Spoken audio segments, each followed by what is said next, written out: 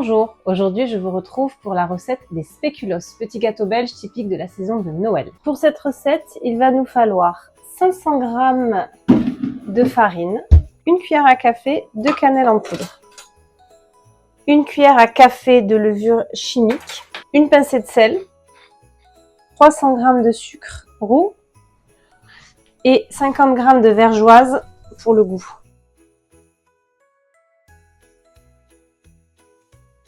La vergeoise, c'est une espèce de sucre un peu caramélisé et ça va venir donner un goût assez typique à vos spéculoos.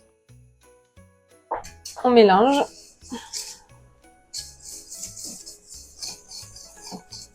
On va venir ajouter à cela le beurre. Pour 500 g de farine, 250 g de beurre doux. Alors rassurez-vous, vous allez avoir énormément de biscuits. Donc en soi, dans le ratio biscuit-beurre, vous n'allez pas manger une plaquette de beurre en mangeant un biscuit. Et l'œuf. Vous pouvez tout à fait faire cette étape à la main sans souci, ça demande un peu plus de temps. Voilà, donc on obtient une pâte homogène.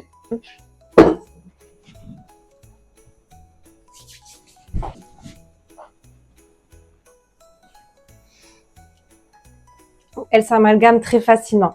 On ne va pas pouvoir l'étaler de suite pour faire les biscuits parce qu'elle risquerait de se casser en petits morceaux.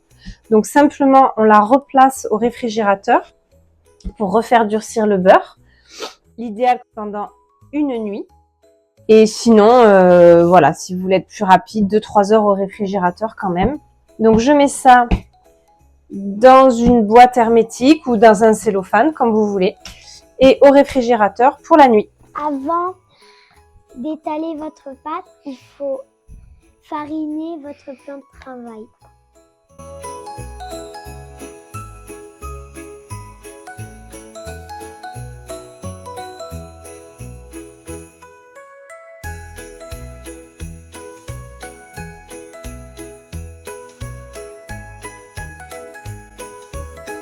On étale la pâte sur 2 à 3 mm. C'est là que tu dois appuyer sur ta pâte. Maman, en fait, il y a pour de pièces, il y a apporté la petite dame. Et pensez à bien mettre de l'huile ou du papier avant de mettre vos formes que vous avez fait dans la pâte. Le petit pain d'épices qu'on a fait, il est très joli aussi.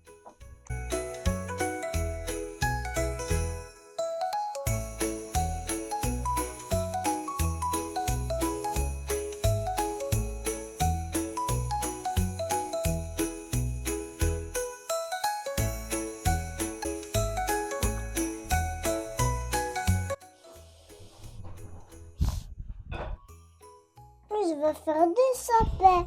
Voilà, le découpage des biscuits est terminé. On va placer maintenant 15 à 20 minutes les biscuits dans le four.